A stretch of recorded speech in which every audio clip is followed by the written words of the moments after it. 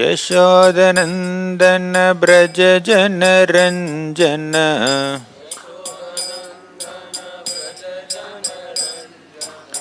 यशोदनन्दन ब्रज जन रंजन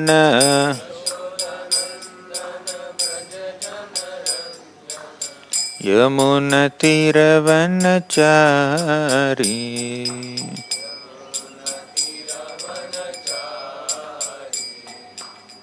यमुनतीरवनचारी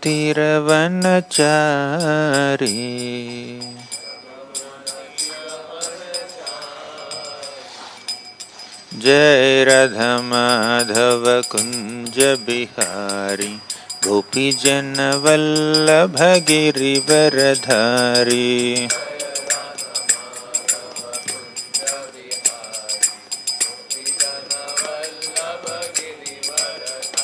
जय राधा वृंदावन बिहारी राधा वृंदावन बिहारी राधे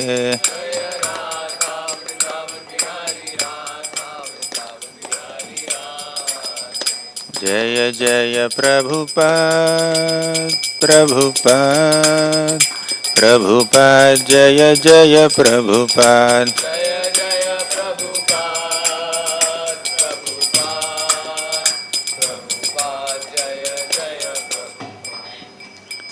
जय ओम विष्णुपाद परमहंस परिव्राजकाचार्य अष्टोत्तर शत श्रीमद हिज डिवाइन ग्रेस अभय चरणारविंद भक्तिवेदांत स्वामी प्रभुपाद की जय ओम विष्णुपाद परमहंस परिव्राजकाचार्य अष्टोत्तर शत श्रीमद हिज डिवाइन ग्रेस भक्ति सिद्धांत सरस्वती ठाकुर प्रभुपाद की प्रेम से कहो श्री कृष्ण चैतन्य प्रभु नित्यानंद श्री अद्वैत गदाधर श्रीवासादि गौर भक्तवृंद की श्री श्री राधा कृष्ण गोप गोपीनाथ श्याम कुंड राधा कुंड गिरि गोवर्धन की ब्रजभूमि श्री वृंदावन धाम की पुरुषोत्तम क्षेत्र श्री जगन्नाथपुरी धाम की गंगामयी की यमुनामयी की भक्ति देवी की तुलसी देवी की कलयुग पावन हरिनाम संकीर्तन की हरे कृष्ण महामंत्र की all glories to the assembled devotees, all glories to the assembled devotees,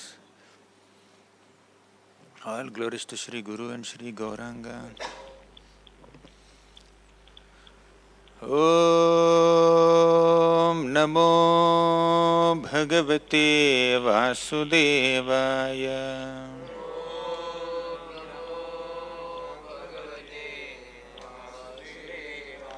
Om Namo Bhagavate Vasudevaya.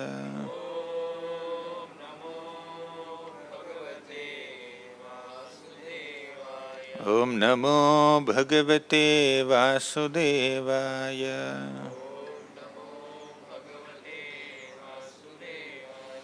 Om Ajnanatimirandhasya Gnananjanashalakaya Chakshurunmilitam Yena Tasmai Shri Gurave Namaha.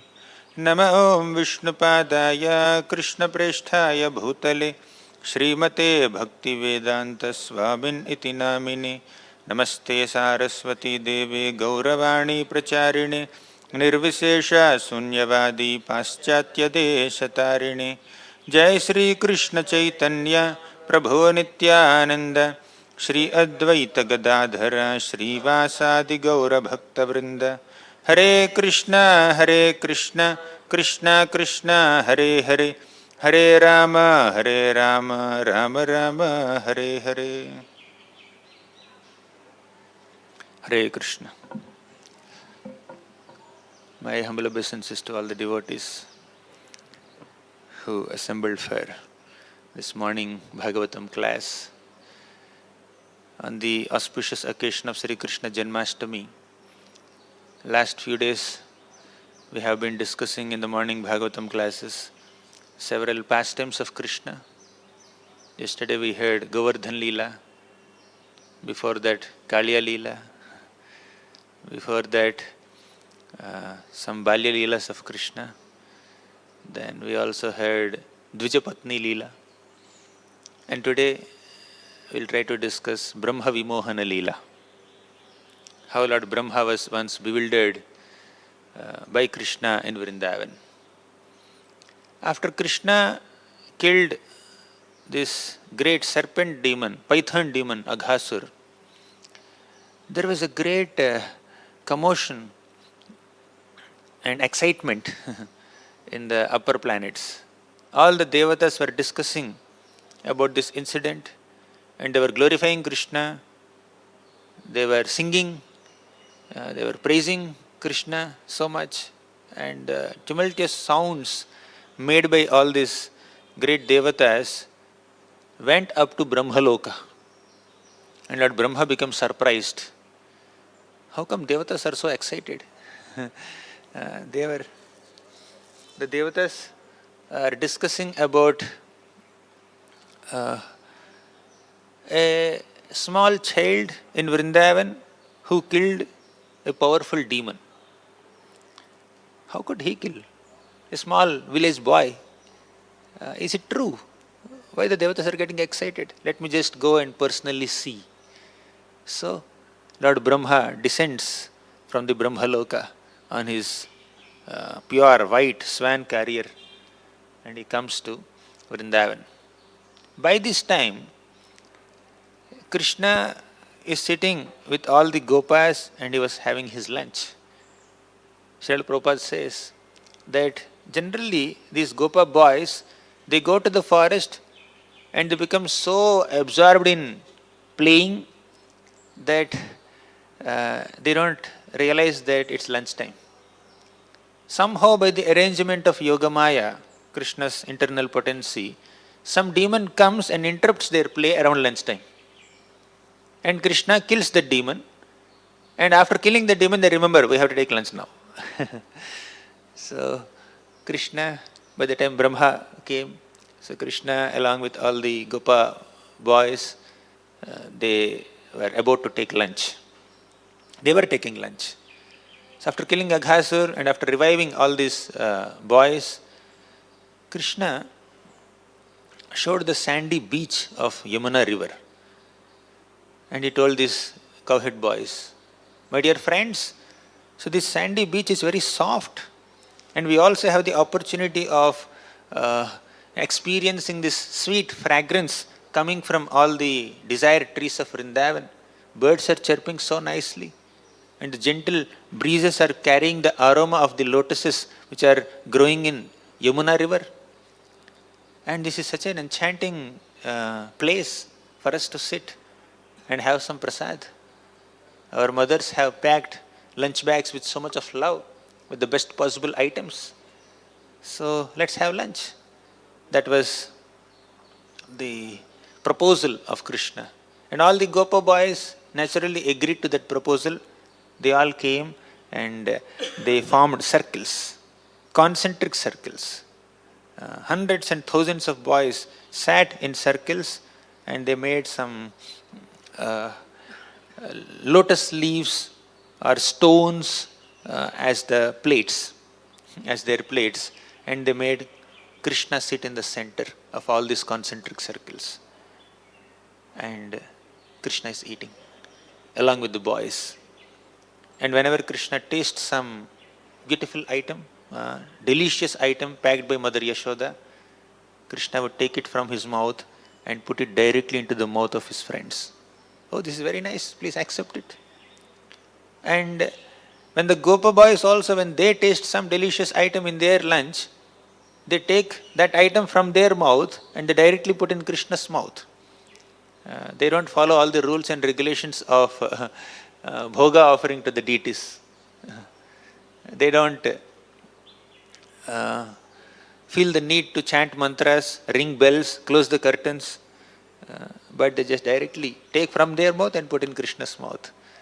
That's how Krishna was enjoying his lunchtime along with all the boys. And all the boys, every day, they keep Krishna in the center of their prasadam circles also. The community or a group of devotees that keeps Krishna in the center of their lives receives all reciprocation and protection from Krishna in all ways. Always. Always in all ways. So that is the power of keeping Krishna in the center. Oftentimes the conditioned souls in this material world, they keep themselves as the center of their lives. They imagine life to be a movie and they consider themselves the central characters or the heroes of the movie, and everyone else is side character. That's how self-centric a conditioned soul is. That's how self-absorbed a conditioned soul is. But in contrast to the mentality of conditioned souls, the residents of Vrindavan, the Vrajavasis, they consider Krishna as the center of their lives. Even physically also they keep Krishna in the center. In their prasadam circles, and they feed Krishna, they are fed by Krishna, they glance at Krishna, they are showered upon themselves by Krishna's glances. This is Vrindavan, to keep Krishna in the center.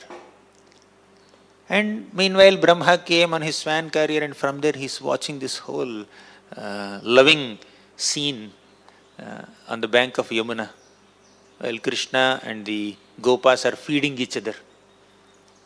Brahma was surprised. Oh, is this little boy, dark complexioned little child, hardly 6-year-old boy, is he the one who killed Aghasur? And am I supposed to believe it? Doesn't look so. If he is the Supreme Personality of Godhead, why is he sitting like this and having some lunch with all these cowhead boys? They are Vaishyas. They are tending cows in the pasturing grounds. They look so simple, so innocent. The difference between Vrindavan and other opulent abodes of the Lord like Mathura and Dwaraka and Vaikuntha is that Vrindavan is characterized by sweetness, innocence and simplicity, while the other dhams are characterized by grandeur and majesty. And many of these devatas get attracted to the majesty and grandeur more than innocence and simplicity and sweetness. And in Vrindavan, Krishna is very sweet, very innocent, very simple, simple in his attire also. He doesn't even wear shoes. Vrindavanam saki bhuvo vitanoti kirtim yaddevaki sutapadam bhujalabdha lakshmi. So Vrindavan is such an abode, spiritual abode, where the land is imprinted with the footprints of Krishna. And this land of Vrindavan is expanding the glories of this entire earth planet. Yet Devaki Sutapadambuja Labdha Lakshmi, this abode of Vrindavan, this land of Vrindavan has obtained the divine footprints of Krishna. They are the real ornaments of this Vrindavan land. And that Vrindavan land, which is ornamented by Krishna's footprints, itself became an ornament for the entire earth planet. The best spot in the universe is Vrindavan Dham. But Brahma, at least for a moment, he could not appreciate this. He wanted to test Krishna.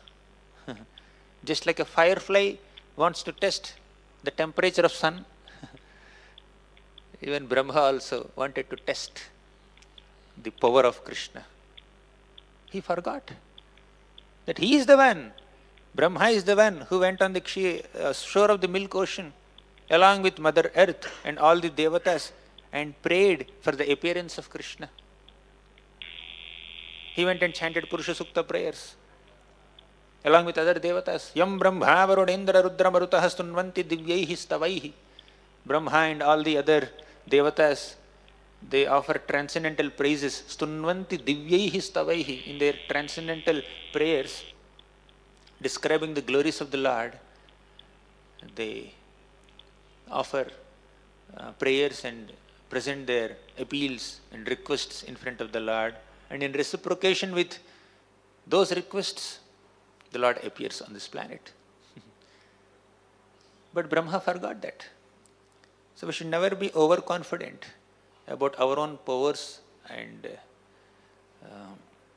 experiences.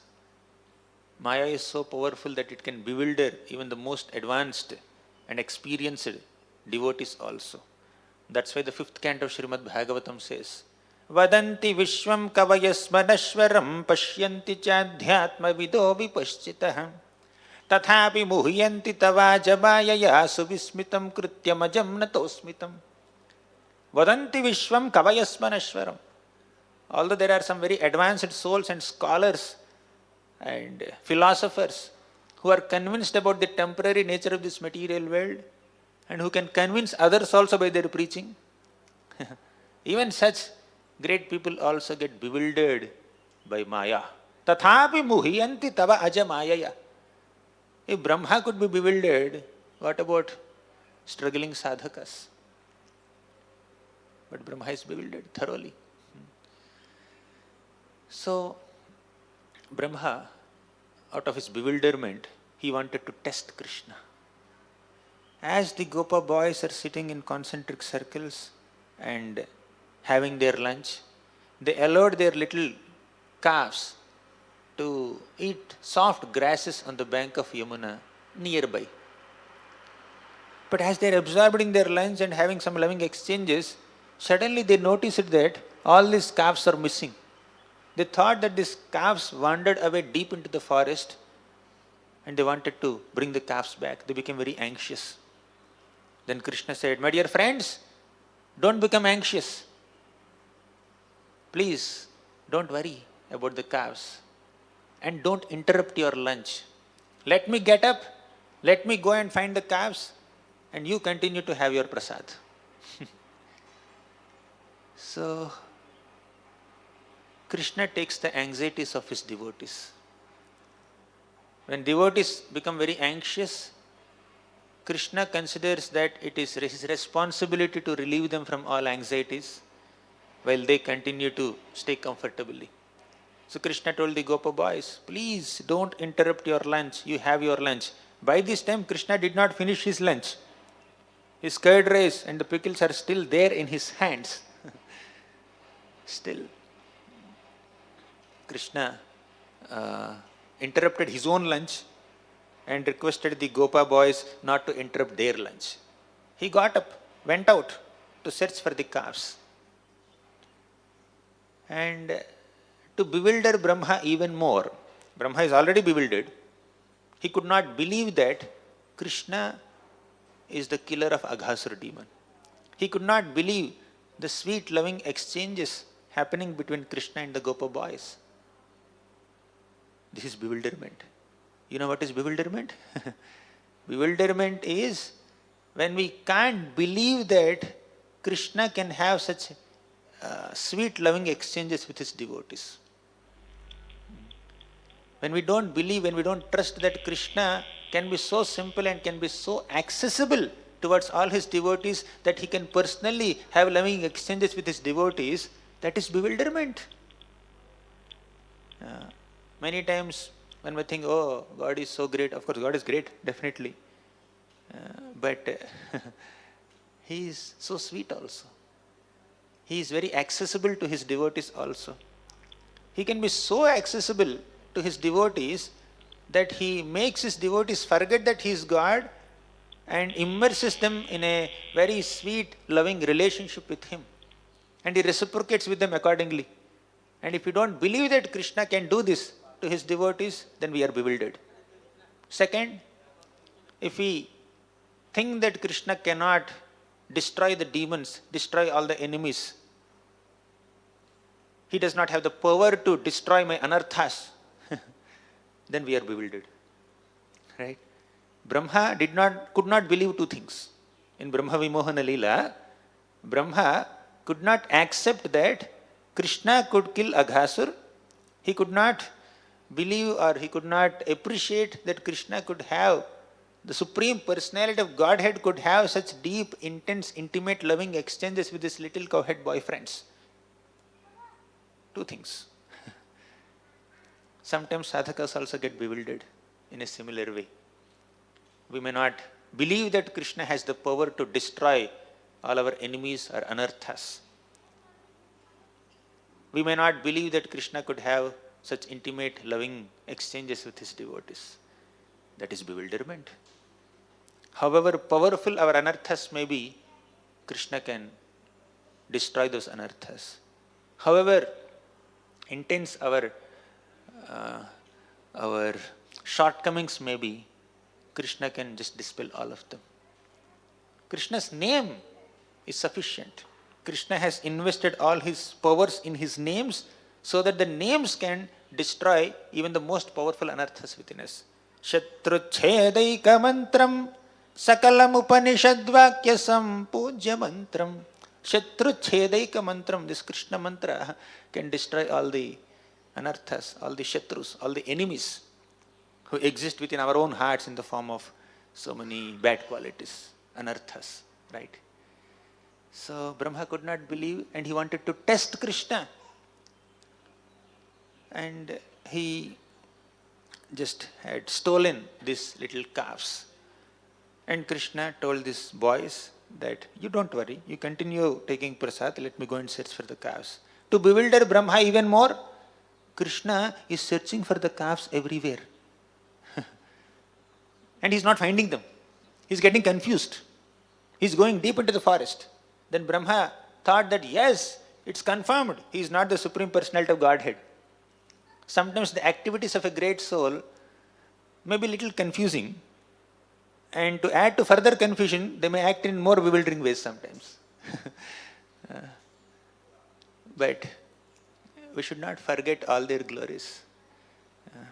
Krishna is so glorious, but now he is apparently confused. It looks like it is Krishna Vimohana Lila more than Brahma Vimohana Lila, because Krishna is confused. Krishna is feeling like where have my calves gone? He's searching the entire forest. What will I tell my friends? My friends are waiting for the calves. I thought they will think that I will come back immediately and join them for lunch. But looks like I have to spend a lot of time exploring the whole forest to find these calves. And they're waiting for me. So Krishna became anxious externally. And Brahma is thinking that yes, Krishna is becoming anxious. Means Krishna is the supreme, not the Supreme Personality of Godhead. Good. Let me test Krishna even more. How? Let me go to the bank of Ganga, bank of Yamuna, and steal all these boys also. Let's see Krishna's reaction. So Brahma had stolen all the boys also, cowherd boys. Then Krishna searched for the calves everywhere in the forest. He could not find the calves, and he wanted to give this report with great anxiety to all the Gopa boys. When he came there, he could not find his friends also. Krishna is even more bewildered, apparently. And Brahma is watching all this. Double bewilderment of Krishna. Let's see what this boy does. I have confused him. All the devatas are praising him unnecessarily. That he is the one who is the killer of Aghasur. Let me see. So Brahma thought that he has successfully stolen the boys and the calves, and he disappeared from the scene. Now Krishna stopped acting in a bewildering way, because he is completely aware that it was Brahma who had stolen all the cowherd boys and the calves. Actually speaking, there is another bewilderment, another facet of Brahma's bewilderment here. Brahma was bewildered initially to see Krishna's loving exchanges with the boys. And even before that, Brahma was bewildered to hear all the praises of all the devatas. And later Brahma was bewildered by thinking that I can bewilder Krishna by stealing the calves. Again Brahma was bewildered by thinking that let me confuse Krishna even more, let me bewilder Krishna even more by stealing the boys also. But in reality, Brahma could not steal the boys. Brahma could not steal the calves. Krishna has hidden the original boys and original calves and manifested some illusory boys and calves. Just like Ravana, a demon, could not steal original Sita, he could only steal an illusory Sita, Maya Sita. Similarly, Brahma, a Devata, he could only steal some illusory boys and calves and not the original boys and calves. Whether one is a Devata or a demon, no one can steal Krishna's property. They may think that they have stolen, but they only steal something illusory. No one can possess Krishna's wealth. Whatever wealth they possess is only illusory wealth. Maya Sampada. Yasyantam na vidursura suragana devaya tasmai namaha. Yasya antam. There is no end to the opulences of Krishna. There is no end to the powers of Krishna. And some of these powers can bewilder devotees also, demons also. Right? Yasyantam na vidur sura asura ganaha devaya tasmai namaha. You may be sura or you may be asura. You may be very, very experienced in life or you may be neophyte. Never think that we can outsmart Krishna in his intelligence. So, Brahma thought that he has bewildered Krishna, and with full bewilderment, with 4-5 doses of bewilderment, so Brahma went back to Brahmaloka. Meanwhile, Krishna manifested his real opulence. So far, he manifested an opulence of bewildering Brahma by acting as if he is confused and by manifesting illusory boys and calves. Now, he manifested another set of divine boys and calves. He expanded himself into the forms of all these cowhead boys and little calves and exactly imitated their bodily features, their mannerisms, their physical growth, and he also expanded in the form of their dresses, ornaments, their flutes, their vetras, their sticks. And he also imitated their age, their complexion, their general habits, their tastes. He exactly replicated all these boys. In the Brahma Vimohana Lila, we see there are 3 sets of boys and calves. The first set is the original cowhead boys and original calves. Second set is the illusory boys and calves manifested by Krishna and stolen by Brahma. Third set is Krishna's expansions, the boys and calves which are actually Krishna's expansions. 3 sets. So, what happened to the original set? The illusory set? Parking. Prabhu does parking seva. So they are parked invisibly somewhere by Krishna. They are hidden by Krishna. Where? I don't know. But Brahma thought that I have stolen somebody. So Krishna expanded himself into hundreds and thousands of boys and calves, and he, accompanied by his own expansions, entered this forest of Vrindavan at the time of sunset. Krishna was thinking that, let me take this opportunity to please all the motherly gopis of Vrindavan, all the cows of Vrindavan. Now I need to share another related story, flashback here. Since Krishna's birth, all the motherly gopis of Vrindavan would spend a lot of their time in Nanda Maharaja's home, in Yashoda Mata's home, not in their homes. They are constantly accompanying Mother Yashoda and assisting Mother Yashoda in serving Krishna. And within their hearts they had deep appreciation for Mother Yashoda, who Yashoda Mata is feeding Krishna, her milk. Yashoda Mata is dressing Krishna, decorating Krishna, bathing Krishna, making Krishna sleep, waking up Krishna, making butter for Krishna. Whatever a mother does for a child, Yashoda Mata is doing everything. Of course, we are getting to assist Mother Yashoda, but still, if we ourselves get an opportunity to personally do all these services to Krishna as mothers, we would be even more fortunate. Of course, these motherly gopis of Vrindavan never had envy towards Mother Yashoda. When we envy another devotee for his or her good fortune, Krishna becomes very displeased. But when we genuinely appreciate another devotee for his or her good fortune, then Krishna will bestow a similar good fortune to us also. Because all these wonderful motherly gopis of Vrindavan, Vatsalya gopis of Vrindavan, had deep appreciation for Yashoda Mata and sincerely desired to render service to Krishna like Mother Yashoda does. Krishna noted this desire. Oh, let me take this opportunity to please all these mothers. Brahma, although he was bewildered and that's how he wanted to test Krishna, he wanted to steal the gopas and calves of Krishna, still Brahma did some service only. What was the service? He gave an opportunity to Krishna to please the gopis of Vrindavan. Of course, in one sense, Brahma did a disservice by separating Krishna and the gopas. But from another perspective, another angle, Brahma also facilitated Krishna's loving exchanges with all the motherly gopis of Vrindavan.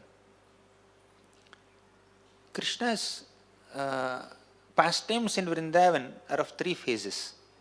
First is Kaumara Lila, second is Pauganda Lila, third is Kaishora Lila. Kaumara Lila is from Krishna's birth till he becomes 3 years 4 months old. That phase is called Kaumara Lila. Actually, up to 5 years age, it is Kaumara Lila only. But Krishna's growth, bodily growth and intellectual growth are so much that within 3 years 4 months, Krishna finishes his Kaumara Lila, finishes his Balya Lila. Generally, Pauganda age is 5 to 10, 6 to 10. But by the time Krishna becomes 6 years 8 months old, he completes his Pauganda Lila. Means when Krishna is 6 years 8 months old, he looks like a 10-year-old boy. When Krishna is 3 years 4 months old, he looks like a 5-year-old boy.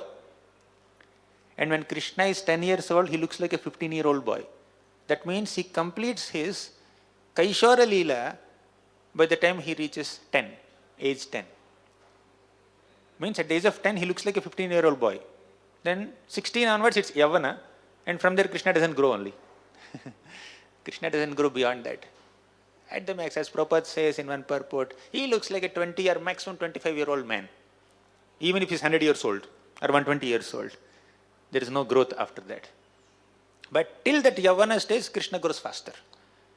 So coming back to our Leela, in the first phase of Krishna's Leelas, Kaumara Leela or Balya Leela, in the first 3 years, 4 months of Krishna's manifest pastimes, these pastimes of Krishna are more accessible to and relishable by the motherly gopis of Vrindavan. But Krishna's Pauganda Leela is more relishable by and accessible to the gopas. And Krishna's Kaishora Leela is more accessible to and relishable by the younger gopis, Madhurya gopis. In short, Balya Leela is primarily for the Vatsalya gopis, Vatsalya devotees, and Pauganda Leela is for Sakhya Bhaktas, and Kaishora Leela is for Madhurya devotees. Of course, in all the phases of Krishna's life, devotees of all rasas try to connect with him and serve him, but Kaumara Leela, Vatsalya rasa is more prominent. Vatsalya pastimes are more prominent.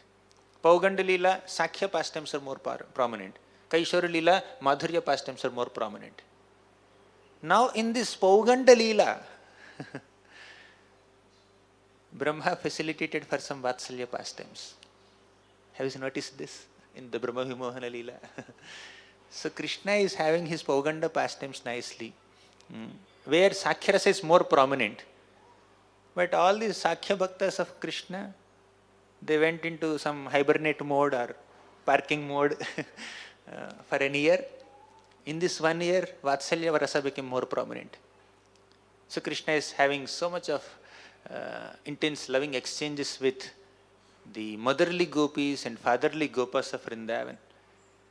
Vatsalya rasa became revived even more. So Krishna's expansions as these cowhead boys and calves entered into different goshalas and different homes of the gopas and gopis, and they had such sweet loving exchanges with their parents. All of them are Krishna's only. That day, all these gopis and gopas, fatherly gopas and motherly gopis felt a special kind of attraction towards their children, because their child is not their child is Krishna himself. And in this 1 year, oh my God, in this 1 year, all the gopas and gopis and cows experienced very, very intense love towards their children. They have never experienced it like that before or after.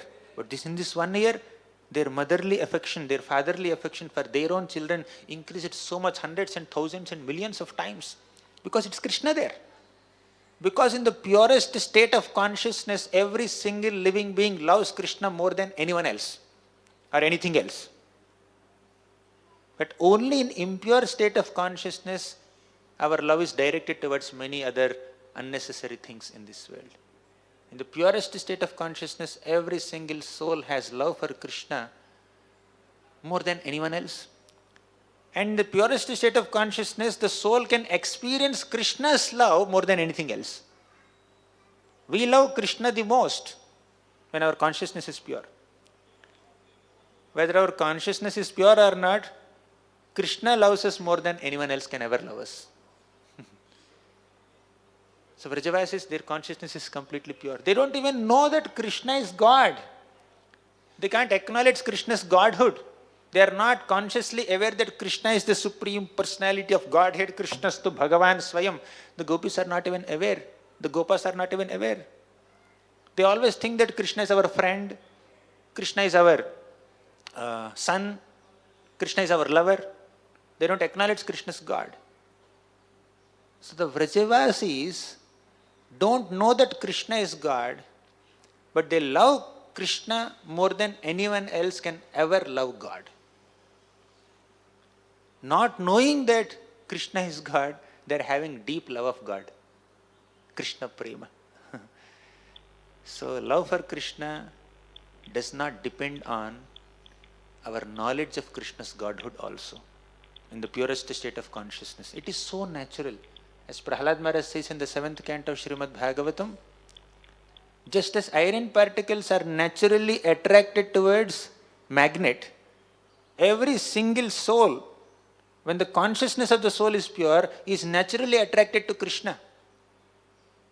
In that attraction, in that natural attraction towards Krishna, there is no knowledge, there is no gnana, there is no understanding of Krishna's godhood, Krishna's opulences. Some people may know, but even without that complete knowledge of Krishna's godhood, Krishna's powers, Krishna's opulences, a soul intensely loves Krishna. That prema is not dependent on gnana. But in conditioned existence, some gnana is required to eventually develop that prema. But this gnana should never overpower prema. And gnana is incomplete if it doesn't lead to prema. It doesn't culminate in prema. So, Krishna prema is so natural for the soul, and because the Vrajavasis are so exalted devotees of Krishna, they are in the purest state of consciousness, they love Krishna more than anyone else, and their love for Krishna, which is already infinite, started increasing more and more and more and more during this 1 year. So 1 year passed like that. And during this 1 year, all the cows of Vrindavan, they have given birth to some little baby calves. But they already had the older calf, which is Krishna's expansion. Although these cows had younger baby calves, newborn baby calves, these cows are giving more attention towards the older calves, which are Krishna's expansions, than the newly born baby calves. Because these are Krishna's expansions, these are Krishna's, but they are not Krishna. Of course, a devotee loves another devotee also. But the love between two devotees, the affection or loving bonding between two devotees is dependent on their love for Krishna. Keeping Krishna aside, whatever love and affection we have between each other is on a material plane, is on a bodily plane. Only when we bring Krishna between us, in our loving exchanges, in our loving friendships or relationships, only if we keep those friendly exchanges Krishna-centered, then they are called spiritual friendships. If Krishna is kept aside, and somebody is saying, I love you so much, I have so much affection for you, and you are thinking about so much, all this vipralambha, sambhoga on a bodily plane will only plunge us deeper into material attachments. That's what Kunti Mata said. Atha vishvesha vishvatman vishvamurte svakeshu me sneha pashami mam chindi dridham pandushu vrishnishu. Oh Krishna, I have a deep bond, sneha pasham, I have a deep bond of affection with Pandavas and Vrishnis.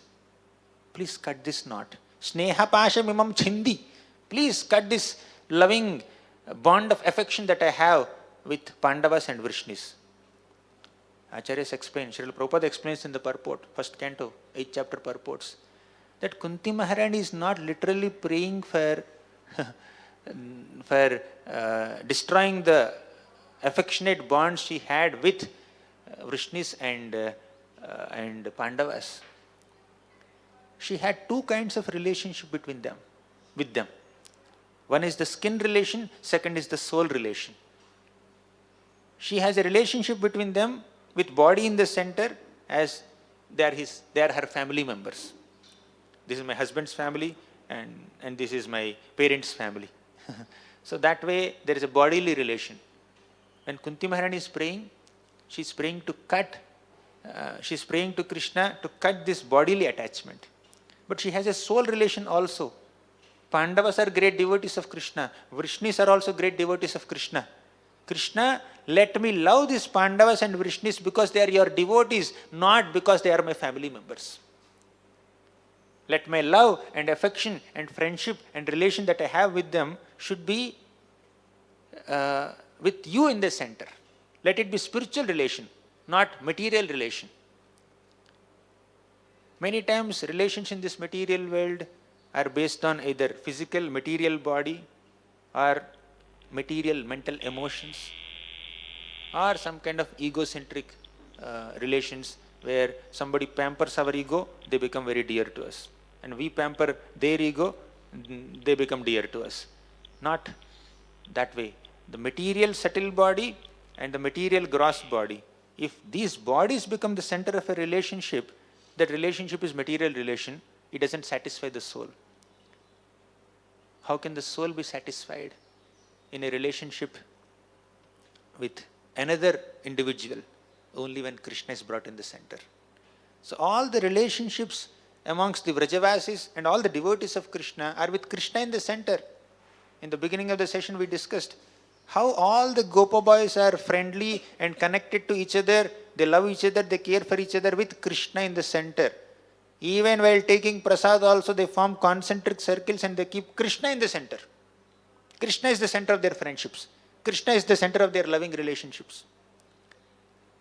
And here in this 1 year, the loving bonds between all the Vatsalya Gopas and Gopis with their children increased.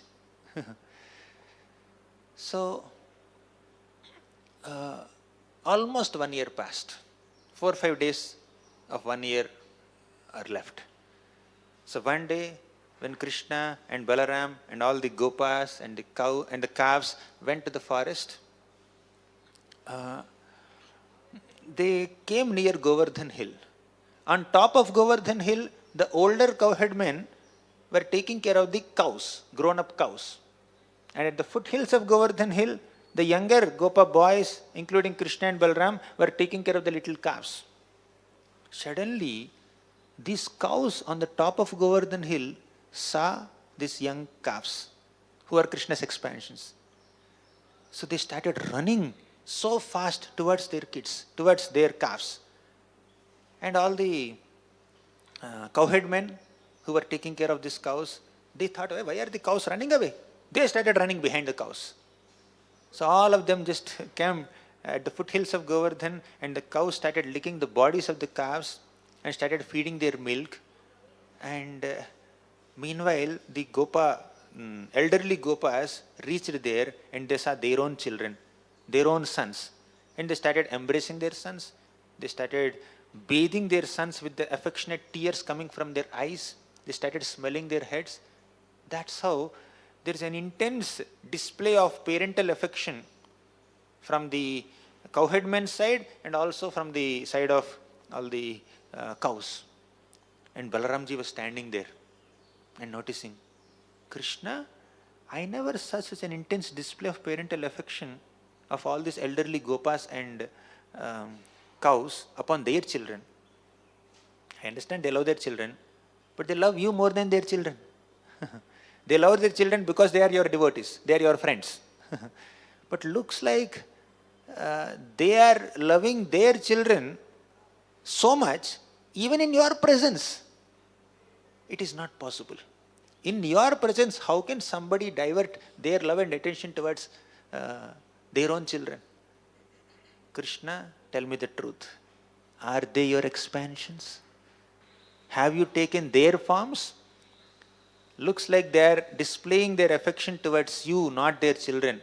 Because this much affection they display only towards you, not to their children. So please tell me the truth.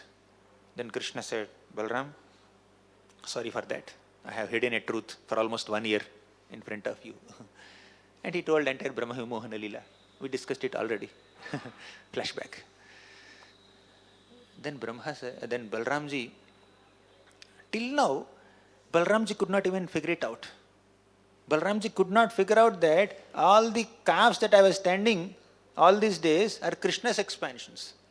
All the boys that I am playing with all these days, they are Krishna's expansions. He could not figure out. This is Balarama Vimohana Lila also, in one sense. Not only Brahma Vimohana Lila. So many bewilderments within one bewilderment, under the umbrella of Brahma's bewilderment. So Krishna could manage to keep Balaram unaware of this Brahma's activity for almost 1 year. Who is Balaram? He's the direct expansion of Krishna, first expansion of Krishna. In power, Balaram is as good as Krishna. There's no difference. The difference is only in the terms of physical body, bodily complexion, and even mood. Balaram is in the mode of servant, Supreme Personality of Servitor Godhead, and Krishna is Supreme Personality of Godhead. But as far as powers are concerned, both have similar powers, similar opulences. But Balaramji could not even figure it out by Krishna's will. Balaramji serves Krishna exactly in accordance with Krishna's will. Whatever Krishna expects him to do, Balaramji does. Krishna's expectation is, let my elder brother Balaram not even be aware of Brahma's act for 1 year. He is not aware.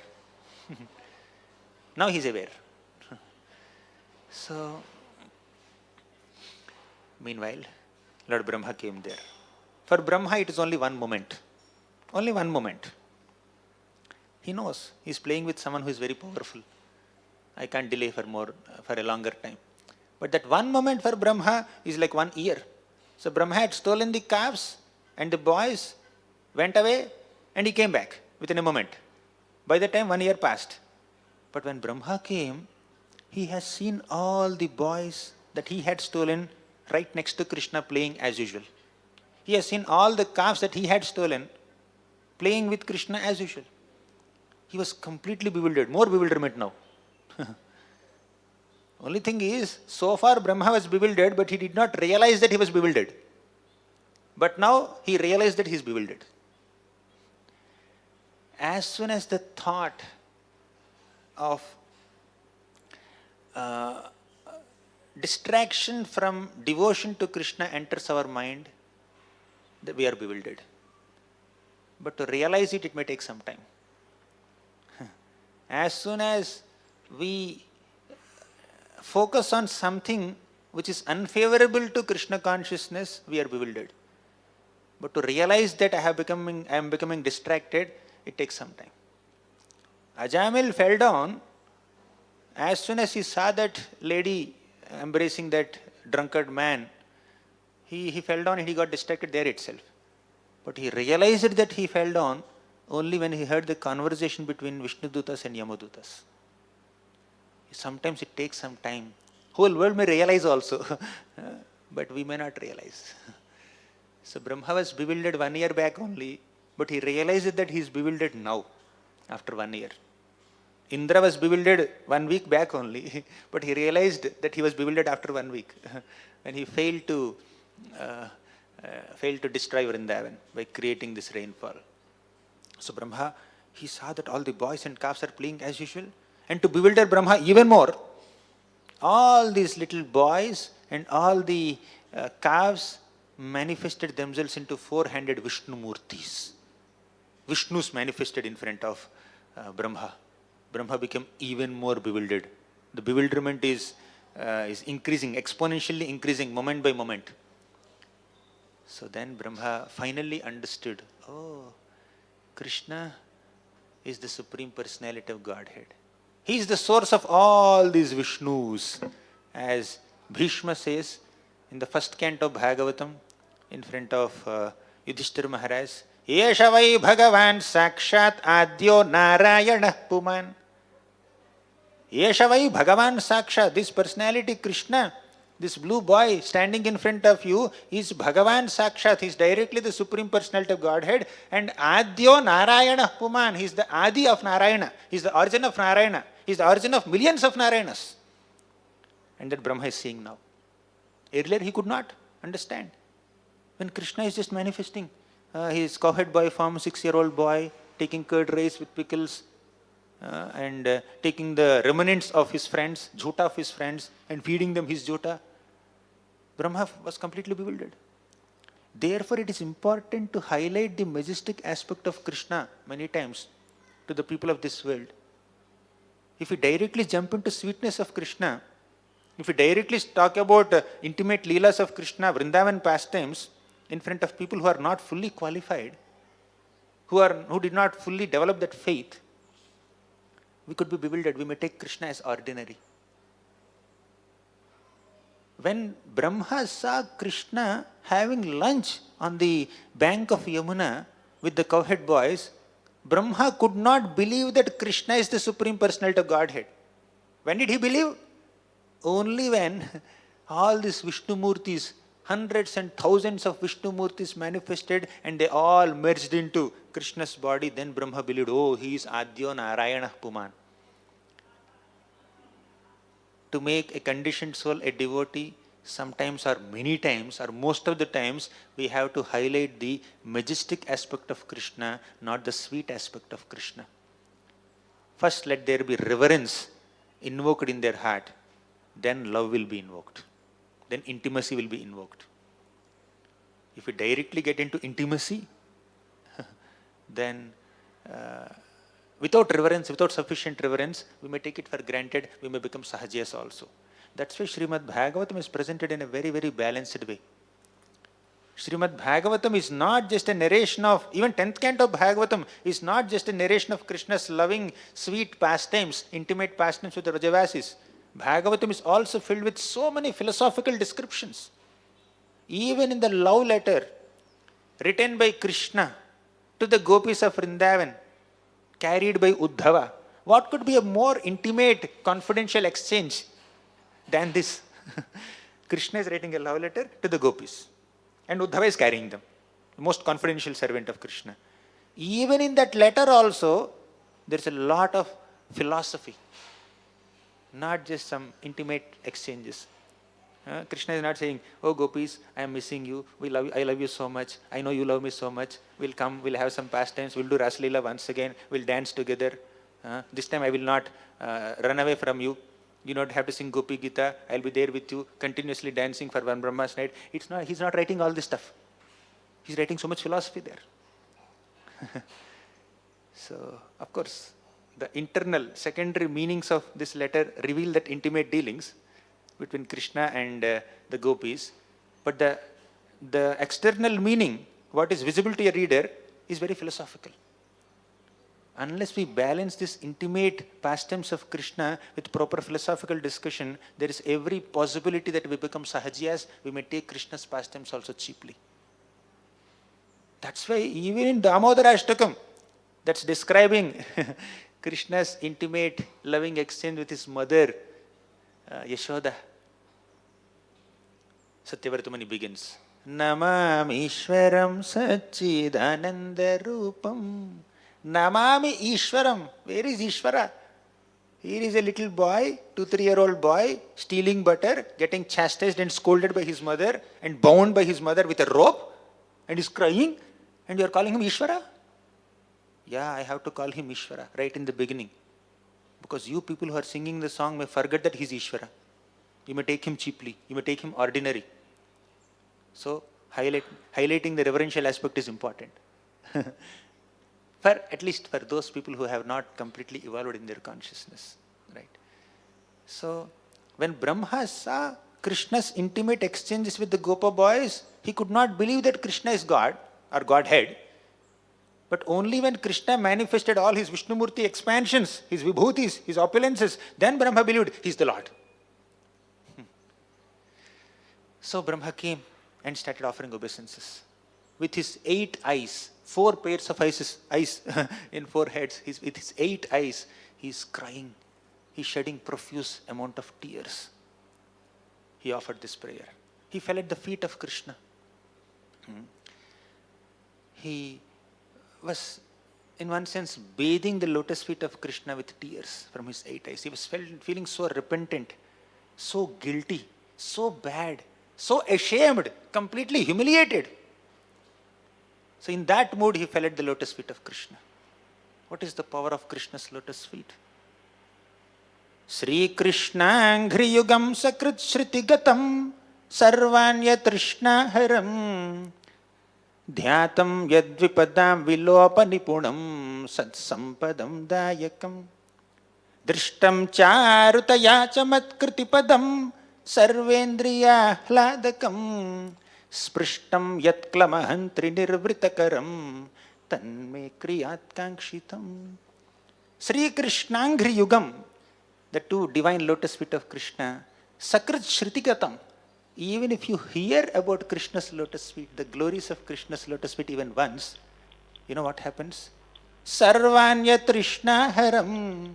Anya Trishna means our hankerings, our excitements, our interests which are disconnected to Krishna or unfavorable to Krishna consciousness. Sarvanya Trishna Haram. All our hankerings are completely vanquished just by hearing about Krishna's lotus feet. You remember, there is a quiz at the end. First is Sri Krishnangri Yugam Sakrit Shrutigatam. When you hear about Krishna's lotus feet, our hankerings are destroyed. First. Second, what happens when you remember Krishna's lotus feet? Dhyatam Yadvipadam Vilopa Nipunam Satsampadam Dayakam. When you remember Krishna's lotus feet, Dhyatam Yadvipadam Vilopa Nipunam. The lotus feet of Krishna have the great expertise to destroy all our vipadas, all our distresses, all our miseries, and bestow opulences. Sat Sampadam Dayakam. Sampada is not just wealth. This is Sat Sampada, the best wealth. The real wealth is love of God. So when you remember Krishna's lotus feet, we will be bestowed with love for Krishna, love of God. What is the effect of hearing about Krishna's lotus feet? Sarvanya Trishna Haram. Material hankerings will be vanquished. What is the effect of remembering Krishna's lotus feet? Sat Sampadam Dayakam. We will be bestowed with the real wealth of Krishna Prema. Drishtam Charutaya Chamatkritipadam Sarvendriya Hladakam. What is the effect of seeing Krishna's lotus feet? We discussed about hearing about Krishna's lotus feet and remembering Krishna's lotus feet. What is the effect of seeing the lotus feet of Vrindavan Bihari? Drishtam Charutaya Chamatkritipadam Sarvendriya Hladakam. All our senses are, they really experience bliss. Sarva Indriya Ahladakaram. Means all the senses become completely ecstatic. When you see something, only eyes experience the joy. But when you see Krishna's lotus feet, ears also experience the joy, nose also experience the joy, all the senses become joyful. Sarvendriya Hladakam. What about touching? We are intensifying. First hearing about Krishna's lotus feet, then remembering, then seeing, then finally touching. Sprishtam Yatklaman Hantri Nirvritakaram Tanme Kriyat Kankshitam. When you touch the lotus feet of Krishna, at least those who are worshipping the deities have some opportunity to touch the lotus feet of Krishna. Sprishtam Yat Klamahantri Nirvritakaram. Klamahantri means all the shortcomings are completely vanquished. Nirvritikaram means an attachment to Krishna's lotus feet is increased. Our devotion increases, our attachment to Krishna increases, and our attachment to Maya decreases. That is the power of touching Krishna's lotus feet. Therefore, let us desire to take shelter of Krishna's lotus feet, as Brahma did. Brahma went and fell at Krishna's lotus feet and started offering prayers.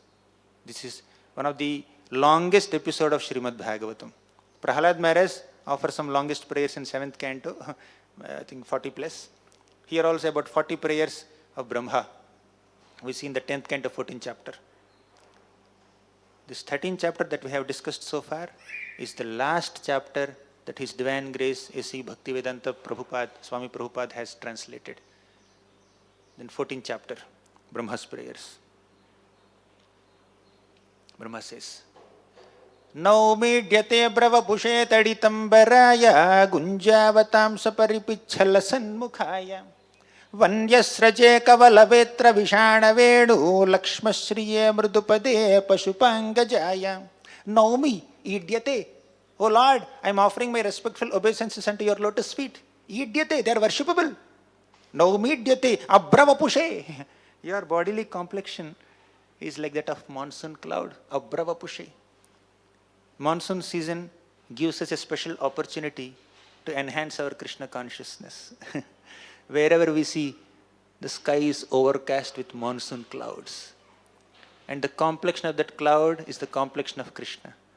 Means in monsoon we see Krishna everywhere, all pervading. Of course, in other seasons also we can become Krishna conscious, but monsoon is special. And on top of it, in monsoon only Krishna made his appearance also.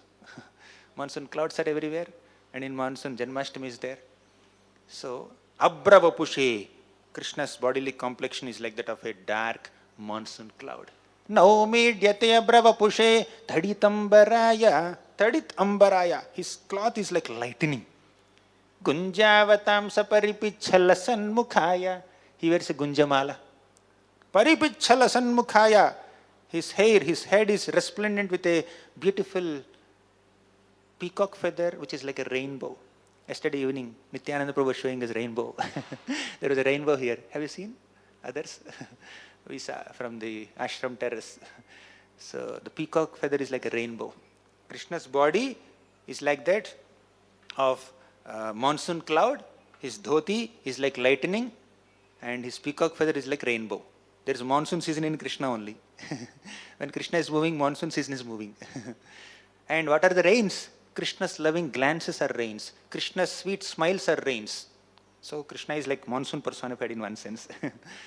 Naumidyate bravapushe taditambaraya gunjavatam saparipichhala sanmukhaya Vanyasraje kavalavetra vishana vedu lakshmashriye murdupade pashupangajaya. Vanyasraje, Krishna wears a beautiful garland made of forest flowers, of multiple flowers, multiple colors and fragrances. Not the flowers kept in freeze for 10 days, but fresh flowers. Vanyasraje kavala, vetra, with little curd-rice in his hand, with a little stick, which is meant to control the cows, which Krishna never uses, vetra. Vishana venu, a flute. One, Lakshmashriye, this little cowhead boy form of Krishna, which is so simple, so sweet, so innocent. This is the abode of all opulences. This is the source of all opulences. Lakshmashriye, mridupade. Krishna doesn't even wear shoes.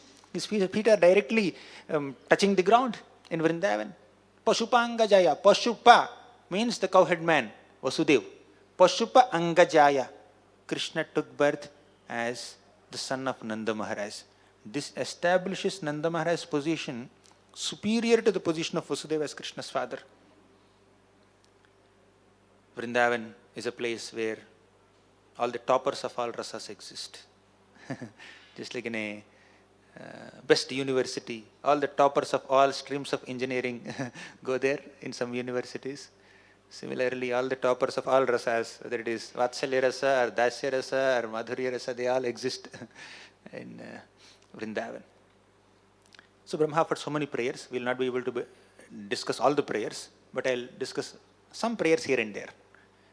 Next, Brahma says, Jnane prayasa mutapasya namanta eva jivanti sanmukharitam bhavadiya vartaha sthane sthitaha shrutigatam tanuvan manobhir ye prayaso jita jitopyasitaistri lokyam. I discussed first prayer, this is third prayer. He says, Jnane prayasa mudapasya. Just give up your speculative endeavors to cultivate knowledge. Namanta eva, offer obeisances. To whom? To devotees of Krishna. Jivanti sanmukharitam bhavadiya vartaha.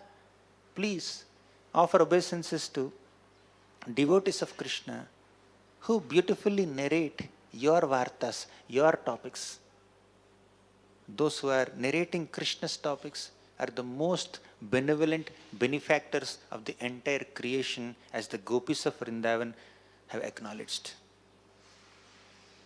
Gopis of Vrindavan, right in the middle of Gopi Gita, middle of Rasa Panchadhyay, they are saying, Tava kathamritam tapta jivanam kavibhiriditam kalmashapaham Shravanamangalam Srimadatam Bhuvi Grinanti Ye Bhurida Jana.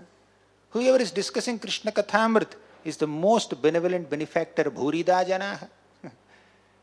So here Brahma is saying, surrender unto such people who are discussing Krishna Katha. Jivanti sanmukharitam bhavadiya vartaha. Those who are discussing Krishna's topics create great welfare for people, common people, and you need to hear them, Brahma says. Jnane prayasa, give up your speculative endeavors to cultivate philosophical knowledge. Surrender to devotees who are discussing Krishna Katha. Jivanti sanmukharitam bhavadiya vartha sthane sthitaha. You please continue to be there in whatever position you are in. You don't have to change your external social position. Prabhupada says, unless you are a butler or a butcher, you don't have to change your profession. Sthane sthitaha. But Shrutigatam tanuvan manobhir. Shrutigatam, please dedicate your body, mind and words to the teachings that you have acquired by Shrutigatam. You hear Harikatha and you mold your life according to the teachings of the scriptures coming from devotees. Shrutigatam tanuvan manobhir. Ye prayaso jita jitopyasita istri lokyam. When you do so, you can conquer the Supreme Lord who is unconquerable in the entire world, in the entire universe. Then Brahma moves ahead. Let's go to the 8th shloka directly. We are jumping. 1, 2, 3, 3 to 8. 8th shloka he says, Tatenu kampam susamikshabano bhunjana evatmakritam vipakam hridvagva purbhir vidadhan namaste jivetayo mukti pade sadaya bhak. I think I will not explain this. We'll go to the next one. 14th shloka. Narayanastvam nahi sarvadehinam. This is also philosophical. We'll directly go to the end of Brahma's prayers and discuss Brahma's repentance.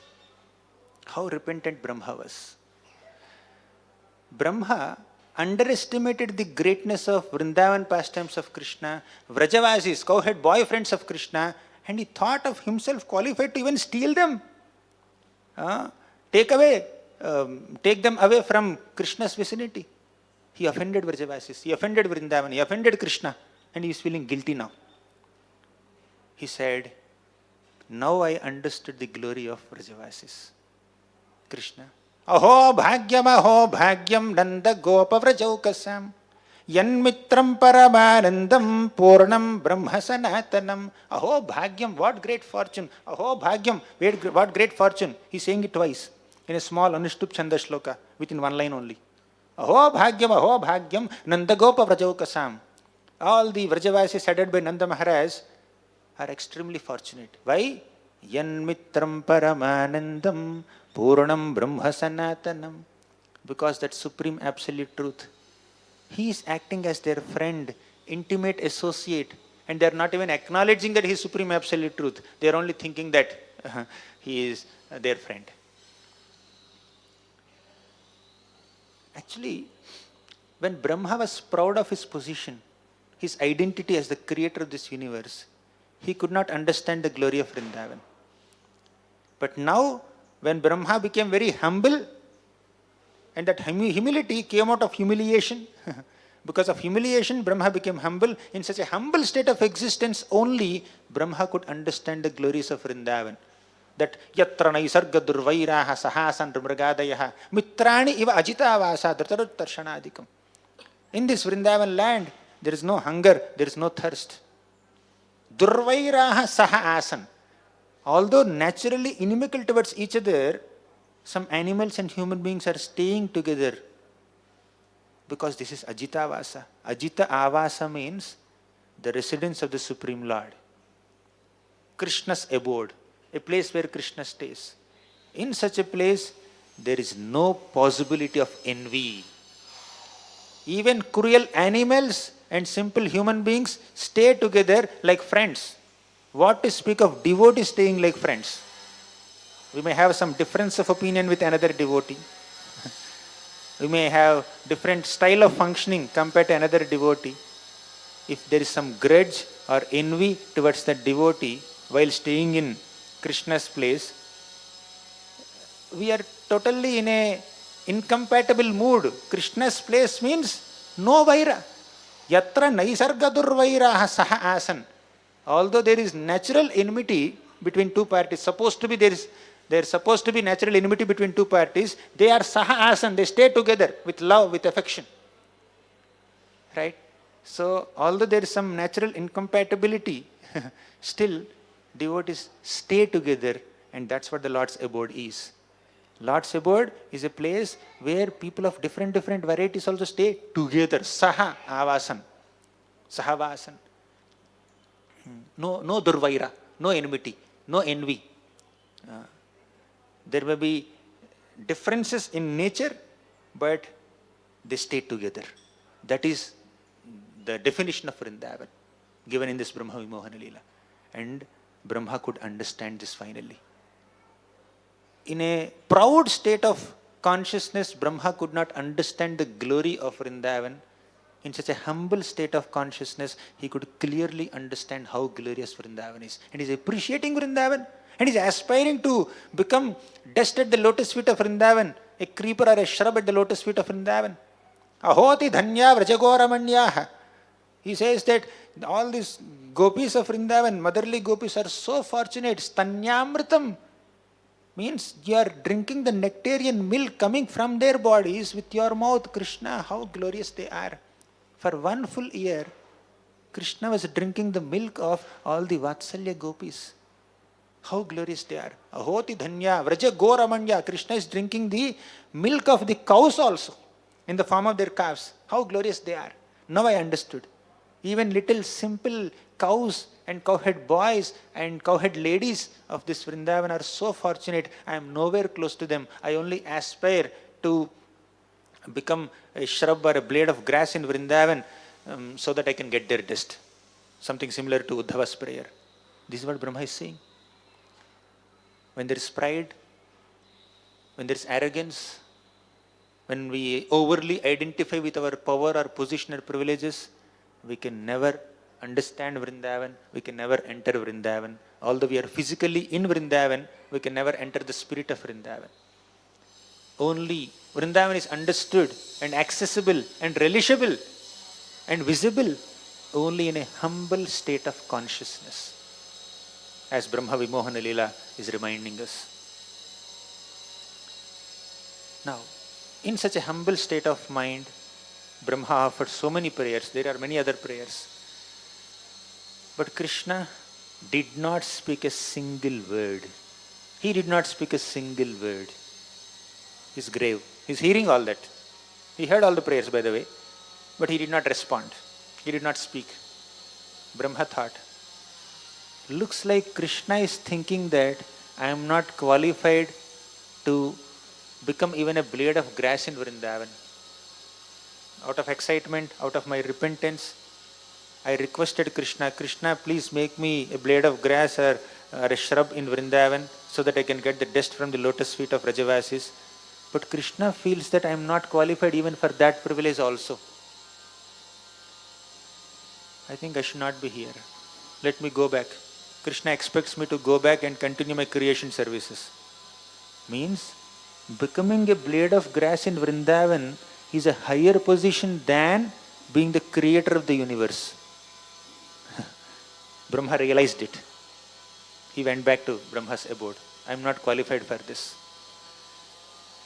But still, even after entering Brahmaloka, Brahma's repentance continued. Brahma's guilt continued. He is feeling so humiliated and embarrassed and ashamed. With that shame and guilt and repentance in the mind, in the heart, Brahma left Brahmaloka. He came to a place called Antardvipa. And at Antardvipa, Brahma started performing severe austerities with guilt and with devotion, with humility in the heart. At Antardvipa, Brahma was meditating for a long, long time. Then Lord Vishnu appeared. Lord Krishna appeared in front of him in the form of golden Gauranga and said, Brahma, I am very pleased with your meditation, with your austerities, with your prayers, with your humility. So far, you are a creator of this universe. Prajapati nam abhivanditah pati. Even great Prajapatis and Devatas also come and surrender unto you, offer obeisances to you. Within one day of Brahma, the universal government, universal administrative system changes 14 times. 14 Indras come in one day of Brahma. 14 sets of Saptarishis come in one day of Brahma. 14 sets of Devatas come. Thousands of them, hundreds of them, millions of them, they come in one day of Brahma. Like that, Brahma lives for 100 years. Each year has 360 days. Can you just imagine power of Brahma's position? So Krishna said, you are so proud of your position. You have such a high social status. So many people are your fans, your followers. They are falling at your feet. Prajapatinam abhivanditah pati. Because of receiving obeisances and respect from so many people, you are overly identifying with your social status. But in your next life, in my next incarnation as Chaitanya Mahaprabhu, you will be deprived of all that social status. You will be born in a Yavana Amlecha family. You will be called Srila Haridas Thakur. When you are deprived of all this social status, in such a humble state of existence, you will be able to chant my holy names. You will be able to chant the holy names of Krishna. Then you will become Namacharya. When Brahma became Haridas Thakur, Mahaprabhu is very pleased with Haridas Thakur. When Brahma remained as Brahma, identifying himself as the creator, then Krishna is not very happy with him because he was proud, slightly. And by the way, Brahma's pride is not like Indra's pride. Indra's pride is purely material, but Acharyas say that Brahma's pride is inspired by Yogamaya and we should not offend Brahma. Although we may discuss Brahma Vimohana Lila and so many lessons as highlighted by the Acharyas, Brahma Vimohana Lila is not a license for us to offend Brahma. It's not a license for us to disrespect or demean Brahma. That will be another Vaishnava aparat for us. We respect Brahma, we worship Brahma, we offer obeisances to Brahma. And most important thing is the transformation. He wanted to become a blade of grass. I wanted to give up my position as Brahma and I will become a blade of grass. We may chant Trinadapi Sunichena every day, but if you go to Vrindavan, sit on the floor, right, somewhere at Govardhan foothills. Below you, there is a little blade of grass, right? Just meditate on it for a moment. Do I really want to become like this? In Vrindavan, do I really want to become like this blade of grass? Prabhupada says, don't just become a blade of grass, become a straw on the street. Become humbler than a straw on the street. Do I really aspire to become a straw on the street in Vrindavan now, when we go there? Even to develop an aspiration like Brahma's aspiration itself is very far from a conditioned soul, average conditioned soul. We may say, at least I will become a gopa or a gopi, if not, right? But definitely not a blade of grass or a straw on the street in Vrindavan. But Brahma is so humble that he wants to become a blade of grass. If he cannot aspire like Brahma to become a blade of grass in Vrindavan, then we understand we have a long way to go. When we genuinely aspire to become a blade of grass of Vrindavan, consider ourselves so insignificant, then we have understood what bhakti is. Right? We may do big services, but aspiration should be a blade of grass in Vrindavan or lower than that to get the dust from the Vrajavasis. Then we have understood what bhakti is, because Brahma understood. Even then Krishna is not pleased. Brahma had to go through one more episode of so many austerities and tapasya, meditation at Antardvip. Then Krishna said, yes, no problem. Become Haridas Thakur now. You'll be very intimate associate. These are some thoughts, some lessons from the Brahma Vimohana Lila. I wish everyone a happy and Krishna conscious Janmashtami. and I seek your blessings so that I am in right spirits this Janmashtami. Thank you very much. Granthara Srimad Bhagavatam ki jai, Srila Prabhupada ki jai. Sorry for going beyond time. No